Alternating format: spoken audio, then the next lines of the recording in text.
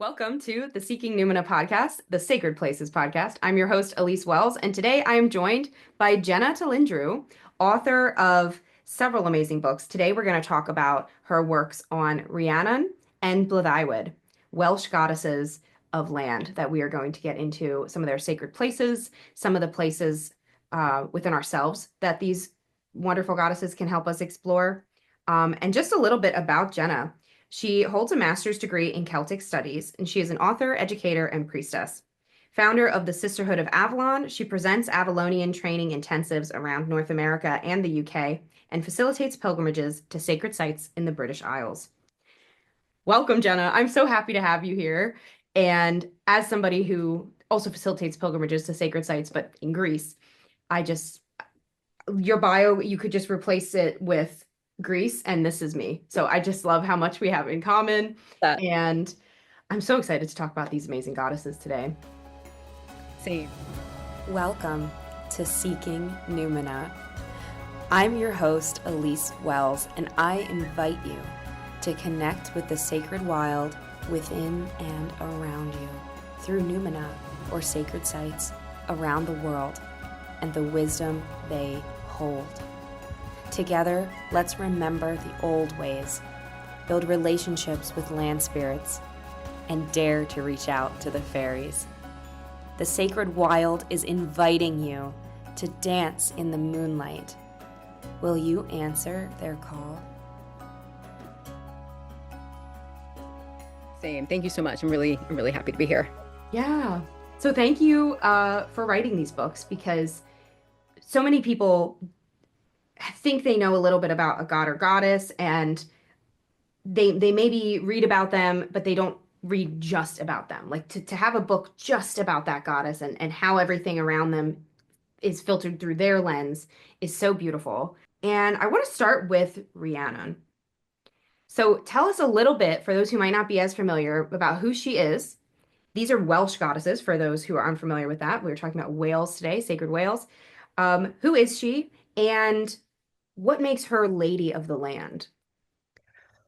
Well, Rhiannon is probably one of the most overt examples of sovereignty goddesses that we have in Welsh tradition. And so sovereignty goddesses are by definition the embodiment of the land, and their role is to protect the land. So they are both of the land and the land itself. And so part of their role is to find and test and initiate a king into a sacred marriage, into sacred relationship with the land. And so that is part of her process. And it's very, Welsh tradition, when it was written down, a lot of things were encoded. It's not as overt, let's say, as we have in Irish tradition. So you have to look for some of her symbols, and they're right there. The fact that she's dressed in golden brocade, which is a symbol of someone who lives in the other world, that she's riding a white horse, that she comes up from a hill, a sacred hill, a gorsedd, which has magical properties, that has a connection to the other world, that Mm. she walks along the horizon like the sun. So she has on a horse that, no, although it's going slowly, it appears to go quickly if you chase her. So it pulls in otherworldly time, otherworldly magics. So she's very clearly coded as a sovereignty goddess, and she is connected specifically with these seven cantrevs in Devid, which is a Middle Welsh kingdom. So she's associated with that, and she winds up having several husbands, and they're both associated with the rulership of those lands. So that's how we know that she is of that land, but also of the other world. Yeah. And that's something that struck me about her is she has one foot in the other world, one foot in this world. And that liminality is something that I think anybody who works with magic or spirits has to embody, like for those who practice witchcraft, a common phrase we use in that tradition is it feels like coming home, because we often feel like liminal people, Hmm. and witchcraft embodies that and it allows us to express it. And I think that's the beauty of Rhiannon, regardless of anyone's spiritual path or any labels they choose to have, is she reminds us that we can do that. We can inhabit the liminal, we can work with the fae, we can, enter the hidden door, but we can also, be grounded and have fulfilling mundane lives, and that they feed each other, that they're not separate, that we are Right. both and everything all at once. Horses especially are symbols of liminality, and so she's a threshold guard, and she's a psychopomp as well. You see a Mm. lot of that as part of her nature, and part of the things that happen with horses in Welsh tradition, like they used to bury the skulls of horses in their thresholds of their homes because they were protective, and so that's again leads us back to that kind of sovereignty relationship, being in right relationship with the land and being in right relationship with the other world. Those two things are connected. Yes. Very head. Yeah. Yeah, exactly. The hedge. Yes. So, where are some sacred places that if somebody's looking to visit Wales and they want to connect with Rhiannon, where could they do that? So one of the lovely things about the Mabinogi, because it was written when it was, is that you can go to all of the places because the stories are writ large in the landscape. So Narberth, or Arbroath in the story, is a town in southern Wales, and you can go and visit it. And there are a couple of spaces there. So there's the Gorsedd Narberth, which we're not entirely sure of the exact location, but we believe it's a place called Camp Hill, which is right behind Castell Narberth, which is the remains of a Norman castle. But we know that oftentimes superseding cultures will build on the same sites. So we believe that there may be those Iron Age spaces below. But that's where we go and visit. We connect with her in that landscape on the more constructed, and it really does speak to her liminal quality. So here, there's this constructed, albeit in ruins, um, civilized, symbol of power, and then the wild behind it. This Gore said, this place of sacred gathering that has these otherworldly connections. So we get to visit her liminality in that way.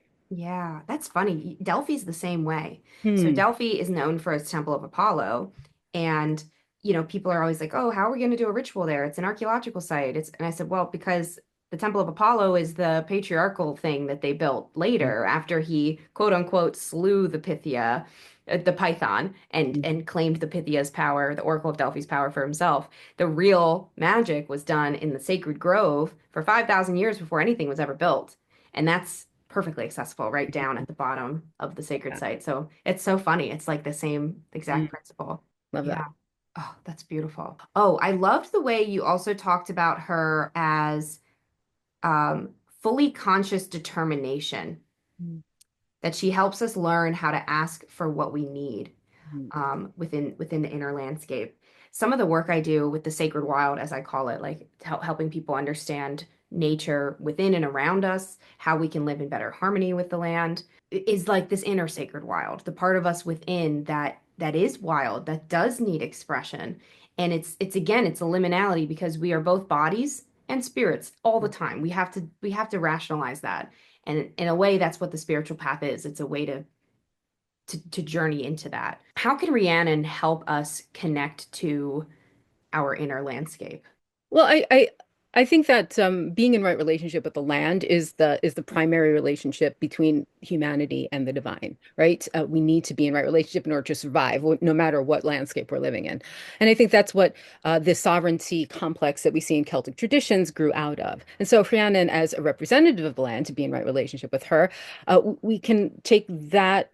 What she teaches us and reflect it within to our inner landscape. So, in the Sisterhood of Avalon, our definition of sovereignty, personal sovereignty, is fully conscious self-determination. Like we need to know the lay of our inner landscape to know where we have fear, where we have wounds, where we have strength, where we have certitude in ourselves, so that as we navigate the outer world, we are bringing our best selves to it. When we know this is hard for me, I need to bring in something else, or I can navigate this with ease because I've conquered this within myself.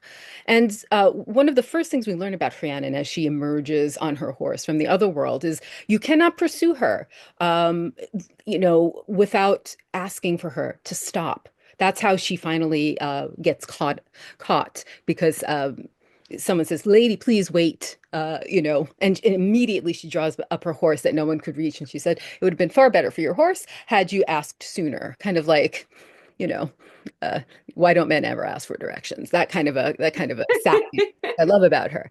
But that's it. That's the beauty of this goddess. I find that she is very, very accessible, but you need to ask her to stop, to pay attention, to hear you, and she does, and she will. So the key of connection with her is there.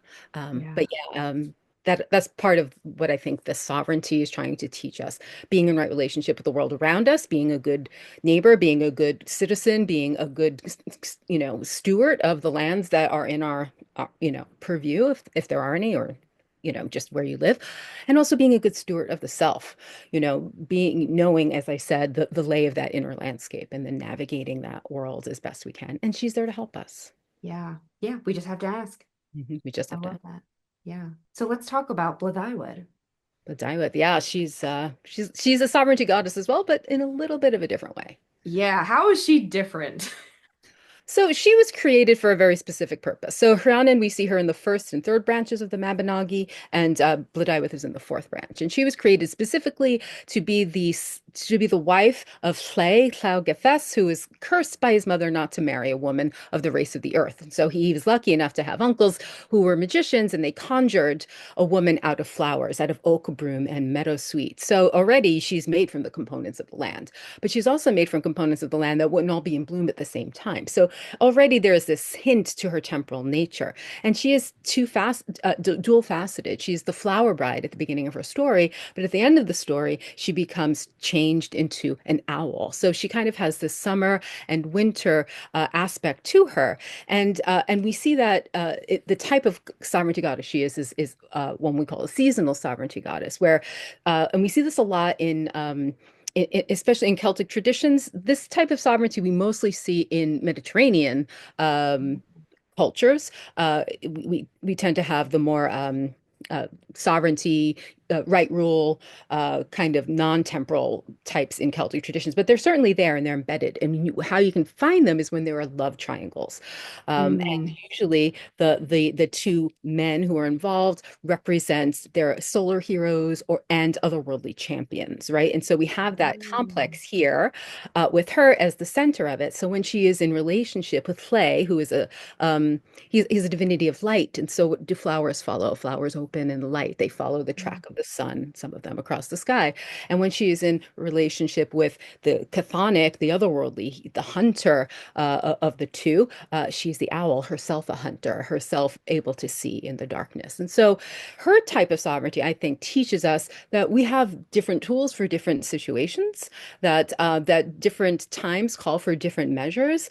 And I think the big picture of her is that she comes into her fullness, into her own. Again, remember, she was created for a specific purpose, and that is to marry a man. She's never given any agency, she's never given a voice in it, but she falls in love with someone else and she realizes, I can be the master of my destiny. And she takes steps, which the patriarchy frowned upon a little bit. But when you go deep into the story, as I go into the book, there are a lot of other things that are culturally significant. If you don't know medieval Welsh law codes, for example, and not many, I guess, do, which is why if you read it from that context, you're like, oh, that's really what's going on. So there is a little bit of, like a little bit of a treasure hunt, in the story.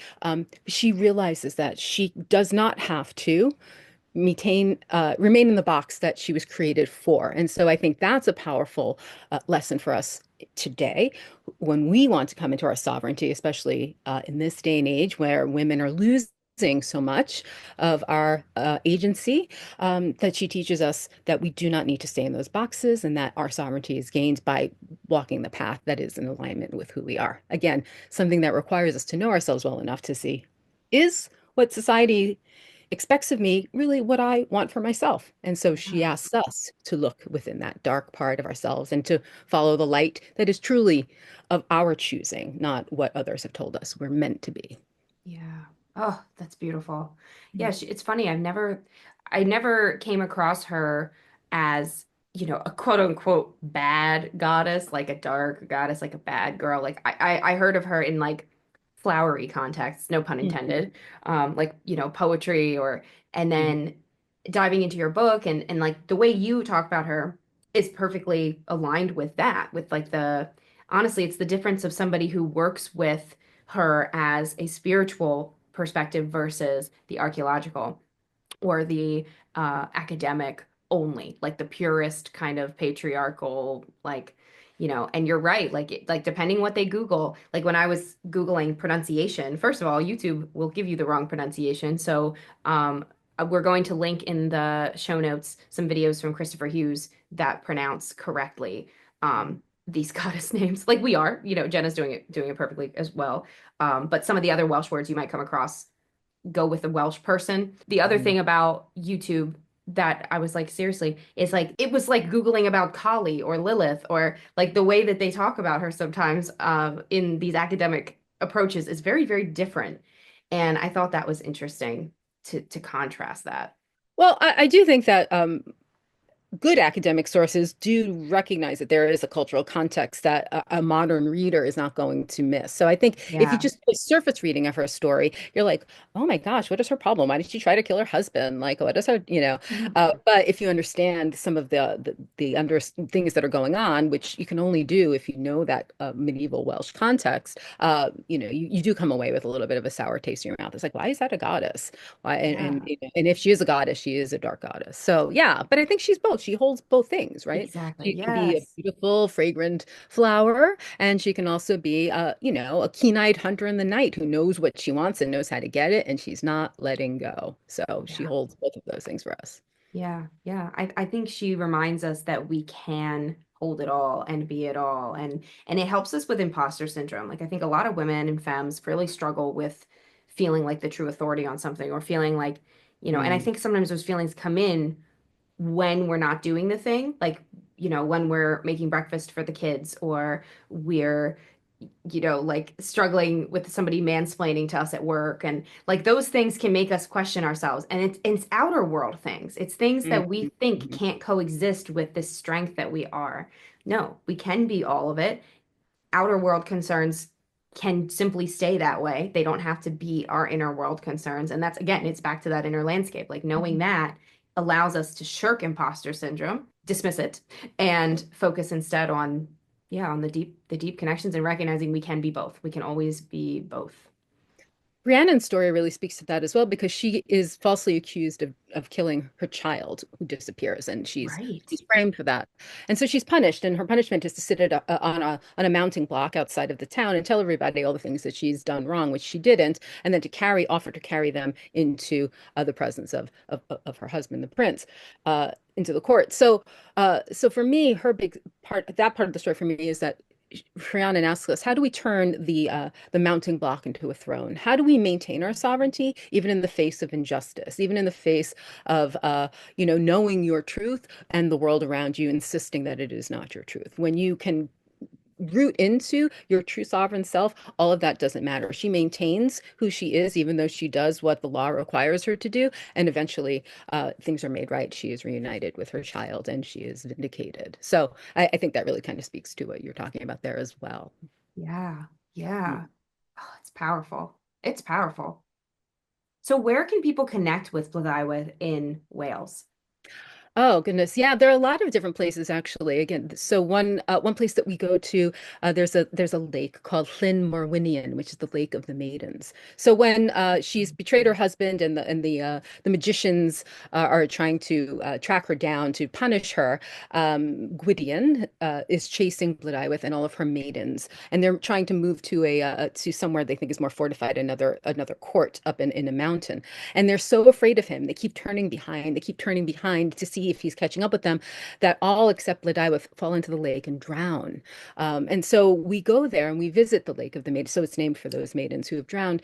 Um, and we go, what fears keep us rooted in the past? If we're not seeing what's in front of us because we're so focused on, or our energy is still connected to the things that have happened to us in the past, what are we not seeing in the now? So we go and we do some work around our fears, our wounds from the past, and to confront them there. So that's in northern Wales, in Snowdon, the Snowdonia, Erie mountains is where that is. There's another space we go to, which is also in that area. It is near Sarn Ellen. It is it's their main court, which is called Toman Mur. Again, it's a Motte and Bailey structure where it was a Norman structure, but below that is Iron Age. Around it is Roman. There are even Victorian ruins in this area. So there's all these different layers of culture and habitation in this space. And so we go and we visit that and connect with her because she's so layered, just like the landscape is so Yeah. layered, right? And then there's one more space that we see is connected to her story, and it's Lech Granu. So her lover that she winds up marrying, the second man, Granu is his name. There's a standing stone that was found on the banks of a river that's mentioned in the story that has a hole in it that represents the spear that goes through to avenge Clay's, betrayal, as it were. But they found it right where the Mabinogi said it would be, and they've erected it, and we go and visit it. It's like this. It is this liminality place. It is this space of connection to. I believe I feel it as a place of that recognizes that the liminality of sovereignty, and how one of her husbands is killed by a spear, and then the other one kills the other one by a spear, and there's this back and forth, which is representative of that seasonal sovereignty motif. I am stripping this down so much, so hopefully this makes some sense. Oh, and honestly, hopefully it gets everybody to read your books. And Mhm. shameless plug, I will hold it up here, but there is a gorgeous hardback collector's edition that has both of these books together, which I cannot recommend enough. Like it Cheaper was, than buying the two oh, separately. oh, good But to yeah, know. Yeah, because it's hardback, it's sorry, I solid, didn't speak over you. and it's a good paper. Like I know that sounds silly, but some people know what I'm talking about. Like you just some books you're like, oh, this is flimsy. Like no, it's a good book to have in the collection. Like look at that on a bookshelf. Like that's beautiful. Yeah, it really is so fascinating how the land mirrors the experiences and even the spears. I was like, that's patriarchy wounding. Like these men were in a sense victims of their own patriarchal programming. Had they Mhm. been able to listen to the feminine and her side of things, none of that maybe could have would have happened. So there's so many things about the lesson of pilgrimage. Maybe that's a great place to end on. How would you why if somebody was like, "Oh, I can learn about these goddesses. I don't have to visit Wales. I don't have to visit a sacred site." Why would you say that's not true? Sacred sites have lots to show you. Well, first of all, I do recognize that it is a privilege that not everyone can do those things. But the sacred sites, they make it real. They connect you in a way that, just being in that space, it changes your relationship with these goddesses. To think that the space, whether the story grew up and it occurred in this place, or the story came to reside in a particular place, there's a visceral connection. Like our physical form is connecting with the story's physical form. And you bring that back with you, whether you bring back some sacred water or a stone, or perhaps a pendant that you've charged like on a standing stone. You have that experience with you. It's another way of building a bridge of connection to that divinity, I believe. And especially in a culture like Wales, a culture that has been repressed over the years, that has struggled to maintain its like what we've been talking about, its authority, its agency, its independence, its culture. To go there and support the culture, to learn some of the language, to hear the stories of the people in the landscape. I've learned things that from people who live in the areas that I visited that I've never read anywhere in books. So just knowing this is people's lived experience, this is their land, this they know it better than you could ever reading it or looking at pictures of it. So when you listen to the local people and hear their stories, it enriches your experience as well. So yeah, I think that I find it important to support the culture, to support the people, and to bring people into the landscape is such a privilege, because I know what they're bringing back with them. They're bringing back experience and connection that surpasses the period of time that they've spent even in that place. That's what I always say. That's what I always say is like these goddesses knew and know these land and connection to land is not measured by time. We can spend an hour at a sacred site and it can ripple out for the rest of our lives with the connection we can build. Yeah, we're always there, right? Because of the Yes. nature of time.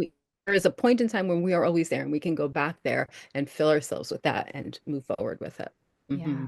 Oh, so beautifully said. Oh, I so resonate with that. I think pilgrimage is it's truly the greatest offering we can give to our path. Like Hmm. it's a bold statement, but I do think it's the case because it's a sacrifice of time, it's a sacrifice of money, of resources, of our comfort level, you know? Mm, for It's a sure. sacrifice in every way, but it is the biggest reward as well and the Right. And biggest the gods offering. know.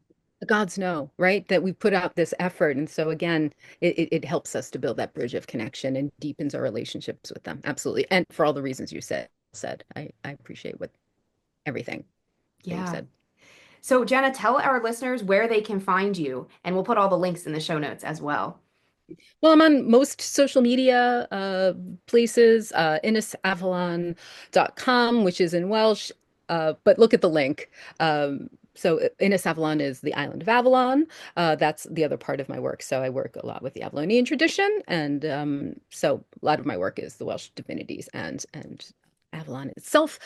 So yeah, so come find me. I don't bite much. Consent is king, and no, I'd love to be in connection and answer any questions anyone might have. Oh, that's great. It's so funny. Inish, I know that word because in Greece, I'm on the board for the Athens Irish Festival, and our group is called Inish because we see Inish, the right? connection of islands and islands. So we have Unnus, right? In Welsh is the same Oh, word. that's cool. Oh, that's That's awesome. Love it. Well, thank you so much for being here, Jhenah. This was amazing, and I'm so excited for more people to discover sacred whales with you and through your words here today. Thank you so much for having me. I really appreciate it. Thank you for the work that you do. Thank you. Thank you for seeking Numina with me today.